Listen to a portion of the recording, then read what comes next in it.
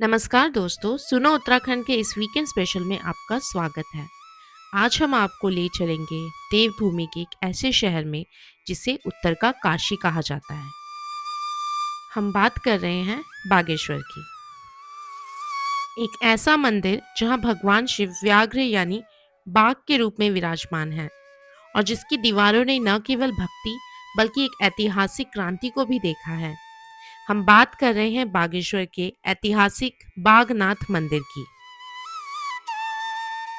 बागनाथ मंदिर सरयू और गोमती नदियों के पावन संगम पर स्थित है।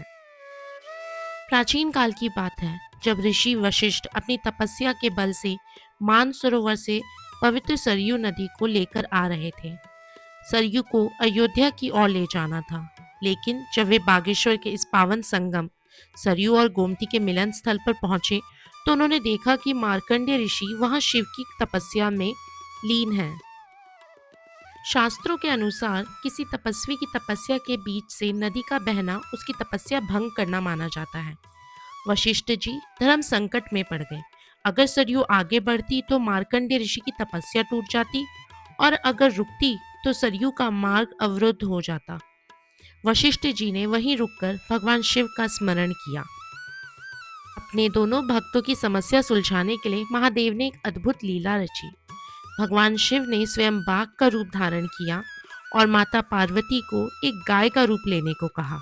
संगम तट पर बाघ ने गाय पर झपट्टा मारने का स्वांग रचा।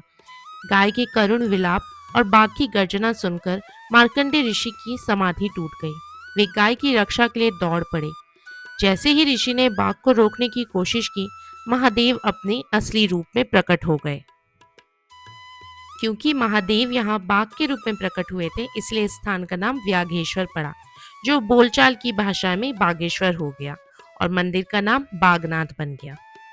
यही कारण है कि आज भी बागनाथ मंदिर के गर्भगृह में आप देखेंगे कि मार्कंडेय ऋषि शिव की आराधना कर रहे हैं और महादेव बाघ के रूप में वहाँ मौजूद हैं। यह स्थान हमें सिखाता है कि कैसे महादेव अपने भक्तों के छोटे से छोटे धर्म संकट को दूर करने के लिए खुद चले आते हैं। इतिहासकारों की माने तो यहाँ 7वीं शताब्दी से ही मंदिर के अवशेष मिलते हैं, लेकिन वर्तमान भव्य मंदिर का निर्माण 1450 में कुमाऊं के राजा लक्ष्मी चंद ने करवाया था। इसकी बनावट और पत्थरों पे उकरी हुई आकृतियाँ कतिरु काल की वास्तुकला की याद दिलाती है।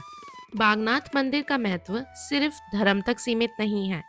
इसी मंदिर की प्राचीर और सरयू का यह तट साक्षी है उस रक्तहीन क्रांति का जिसने अंग्रेजों की नींव हिला दी थी। जैसा कि हमने अपने पिछले वीडियो में विस्तार से बताया था कि कैसे 14 जनवरी 1921 को बद्रीदत्त पांडे जी के नेतृत्व में हजारों की भीड़ ने इसी मंदिर के सामने उन काले बेकार रजिस्टरों को सरयू की लहरों में बहा दिया था। अगर आपने यह वीडियो अभी तक नहीं देखा है तो ऊपर आई बटन पर क्लिक करके उसे जरूर देखें, ताकि आप समझ सकें कि बागेश्वर का यह मंदिर आजादी की लड़ाई में कितना महत्वपूर्ण था। बागेश्वर की चर्चा अधूरी है बिना यहाँ के उत्तरायणी कौतिक के। मकर संक्रांति पर यहाँ विशाल मेला लगता है। इसी समय कुमाऊं का प्रसिद्ध घुघुतिया त्योहार मनाया जाता है।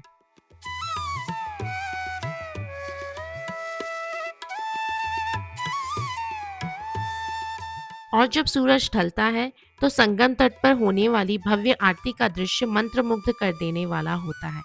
शंख और घंटों की आवाज के बीच जब सरयू की लहरों पे दिए तैरते हैं तो लगता है साक्षात स्वर्ग धरती पर उतर आया है। आज भी बागनाथ मंदिर की गूंज और सरयू की लहरें हमें उस गौरवशाली अतीत की याद दिलाती है। चाहे मार्कंडेय ऋषि की भक्ति हो या कुमाऊं केसरी की शक्ति, बागनाथ महादेव हर कण में बसे हैं। तो दोस्तों, यह था हमारे बागनाथ महादेव का गौरवशाली इतिहास। बागेश्वर और पूरे उत्तराखंड के मेरे भाई बहनों से मेरी विनती है कि इस वीडियो को ज़्यादा से ज़्यादा लाइक और शेयर करें, ताकि दुनिया हमारे प्रदेश के इस महान इतिहास और विरासत को जान सके। गर्व से कहिए जय उत्तराखंड, जय बागनाथ। चैनल को सब्सक्राइब करना ना भूलें। धन्यवाद।